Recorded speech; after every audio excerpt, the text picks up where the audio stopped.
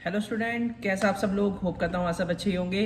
तो हमने आपको पता ही है क्लास 12 इकोनॉमिक्स का चैप्टर नंबर 1 कंप्लीट करवा दिया है और आज हम इस वीडियो में आपको इकोनॉमिक्स का चैप्टर नंबर 2 भी कंप्लीट करवा देंगे बहुत ही अच्छे तरीके से। आपको तो पता ही है, तुम्हारे भाई की आदत है, तुम्हारे बिल्कुल बुक्स की लैंग्वेज में नहीं पढ़ाता हूँ मैं। मेरा मकसद यही है, आपको हर चीज़ को समझ में आना चाहिए। मैं खुद के नोट्स प्रिपेयर करता हूँ, खुद के तरीके से आपको पढ़ाता हूँ।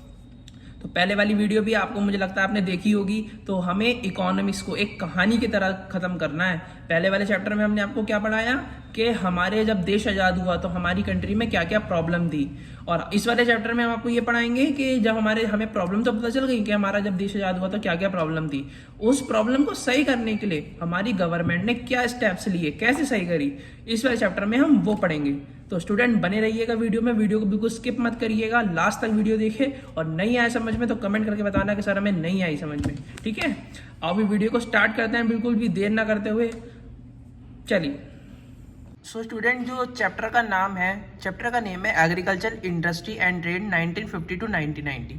तो स्टूडेंट, चैप्टर पढ़ने से पहले हम आपको एक चीज़ बताते हैं कि हमारी कंट्री में मतलब हर जगह 3 टाइप्स की इकोनॉमी होती है: मार्केट इकोनॉमी, सोशल इकोनॉमी और मिक्स इकोनॉमी।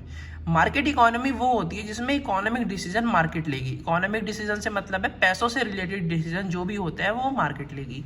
सोशल इकोनॉमी वो होती है जिसमें इकोनॉमिक डिसीजन गवर्नमेंट लेगी। और मिक्स इकोनॉमी वो होती है जिसमें इकोनॉमिक डिसीजन मार्केट और गवर्नमेंट दोनों लेगी। तो जब हमारी कंट्री आज़ाद हुई तो हमारी कंट्री ने मिक्स इकोनॉमी सिस्टम चॉइस करा कि इसमें इकोनॉमिक डिसीजन गवर्नमेंट और मार्केट दोनों लेगी, ठीक है? तो जब आपको पता ही है कि हमारी कंट्री में प्रॉब्लम थी, हमारा जब देश आज़ाद हुआ तो हमारी कंट्री में प्रॉब्लम थी। तो उस प्रॉब्लम को ख़त्म करने के लिए हमारी गवर्नमेंट ने क्या करा, प्लानिंग कमीशन बनाई, ठीक है? हमारी कंट्री ने प्लानिंग कमीशन बनाई। अब उस प्लानिंग कमीशन का जो वर्क था, उसका वर्क ये था कि जो हमारी कंट्री में प्रॉब्लम है उसको ख़त्म करना। अब प्लानिंग कमीशन ने कैसे प्रॉब्लम को ख़त्म करा, अब वो पढ़ते हैं। तो कुछ प्लानिंग कमीशन के बारे में पढ़ लेते हैं। प्लानिंग कमीशन हमारी कंट्री में 1950 में बनाई गई थी। ध्यान रखिएगा, 1 मार्कर पॉइंट है। प्लानिंग कमीशन हमारी कंट्री में 1950 में बनाई गई थी। और प्लानिंग कमीशन का जो हेड होता है वो हमेशा हमारी कंट्री का प्राइम मिनिस्टर होता है। तो जब प्लानिंग कमीशन बनाई गई थी उस टाइम जो प्राइम मिनिस्टर थे वो मिस्टर जवाहरलाल नेहरू थे।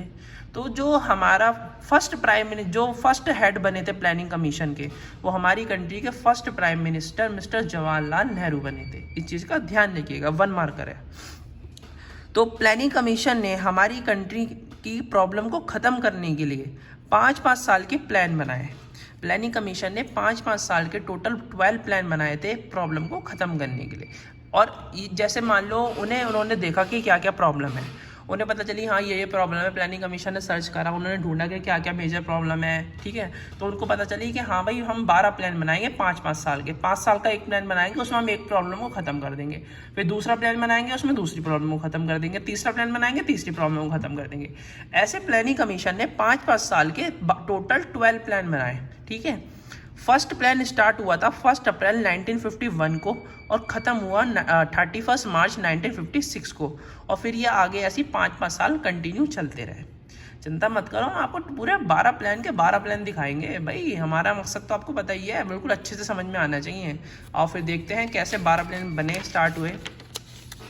तो स्टूडेंट, फर्स्ट प्लान चला 1951 से 1956, फिर 5 साल का गैप। सेकेंड प्लान 56 से 61, थर्ड प्लान 61 से 66।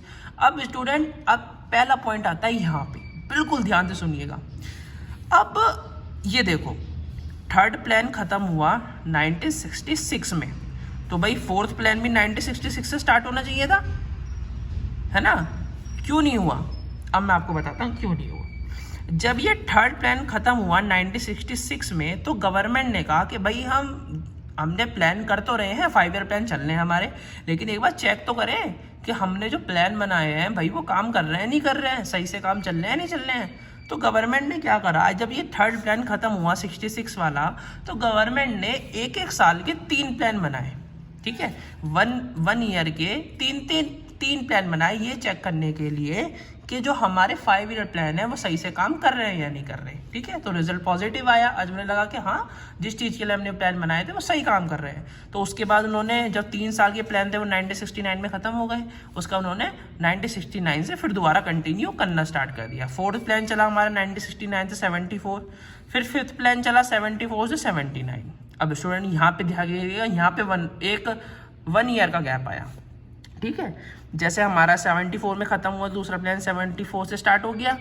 अब ये वाला प्लान 1979 में ख़त्म हुआ बट स्टार्ट हुआ 1980 में। ठीक है, 1 साल का यहाँ पे गैप आया। अब यहाँ पे स्टूडेंट गैप क्यों आया? यहाँ पे गवर्नमेंट चेंज हुई थी। जैसे मान लो गवर्नमेंट चेंज होती रहती है ना, सेंट्रल गवर्नमेंट, स्टेट गवर्नमेंट, ऐसी कुछ गवर्नमेंट चेंजेस आने की वजह से 1 साल का यहाँ पे गैप आया। उसका 6th प्लान चला हमारा 1980 से 85, 7th प्लान हमारा 85 से 90, फिर 2 साल का यहाँ पे गैप आया। स्टूडेंट देखो, 90 पे प्लान खत्म हुआ बट दूसरा प्लान 90 से स्टार्ट होना चाहिए था, बस स्टार्ट कितने से हुआ? 92 से। तो 2 साल का यहाँ पे गैप आया। यहाँ पे गैप आया बिकॉज यहाँ पे कुछ इकोनॉमिक के चेंजेस हुए थे। इकोनॉमिक चेंजेस स्टूडेंट मैंने अभी आपको बताया, पैसों से रिलेटेड जो डिसीजन होते हैं वो इकोनॉमिक डिसीजन होते हैं। तो कुछ इकोनॉमिक्स प्रॉब्लम आई, इकोनॉमिक चेंजेस हुए, उस वजह से यहाँ पे 2 साल का गैप आया। फिर ऐसी 5-5 साल के गैप से आगे चलती रही, फिर कोई गैप नहीं आया। 3 गैप आया।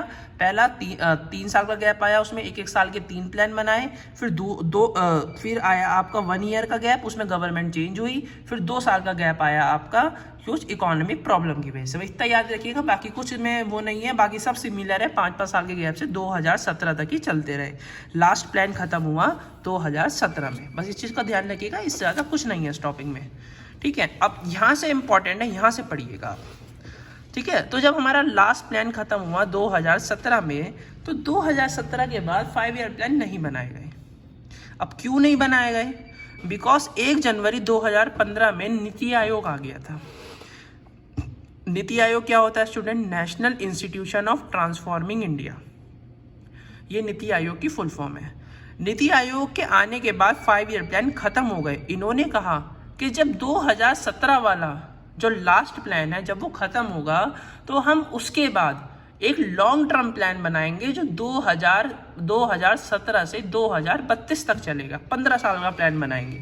ठीक है, क्यों प्लान बनाएंगे? क्योंकि भाई नीति आयोग ने कहा कि जो ये 5 ईयर प्लान है ये एक टारगेट के लिए बनाए गए हैं। मतलब जो 5 साल का प्लान है वो एक प्लान है 5 ईयर प्लान का, तो उसमें कोई एक टारगेट रख दिया। जैसे गवर्नमेंट ने सोच लिया भाई पॉवर्टी है, गरीबी है, हम गरीबी को खत्म करेंगे, तो गवर्नमेंट ने क्या करा, 5 साल का एक प्लान ऐसा बनाया जिसमें गरीबी को खत्म करना है।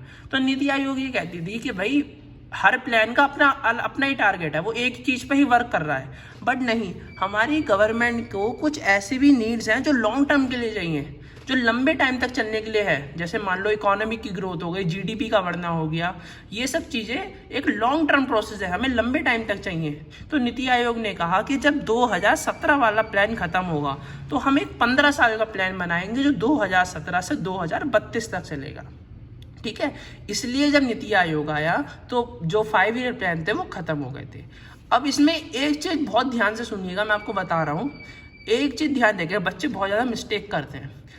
अब इस चीज़ का ध्यान रखिएगा, जो नीति आयोग आई थी, मतलब जब नीति आयोग बना था वो 2015 में बनाया गया था, बट जो उन्होंने प्लान करना स्टार्ट करा वो 2017 में करा था। इस चीज़ का ध्यान रखिएगा।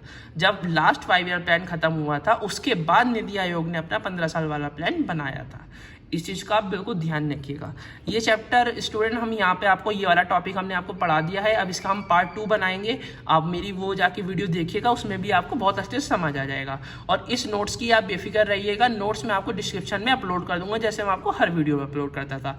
तो स्टडी आप ऐसी अच्छे रहिए, स्टडी आप ऐसी चलाइए जैसे मैं आपको पढ़ा रहा हूँ, बहुत अच्छे से आपको समझ में आ जाएगा। और जब ये चैप्टर कंप्लीट हो जाएगा ना तो मैं आपकी यूट्यूब पे भी और मेरे इंस्टाग्राम ये ID आपको दिख रही होगी ऊपर, मैं इसमें क्वेश्चन पूछता रहता हूँ, आप इसके आंसर दीजिएगा, आपको बहुत अच्छे से इसकी प्रैक्टिस भी होती रहेगी।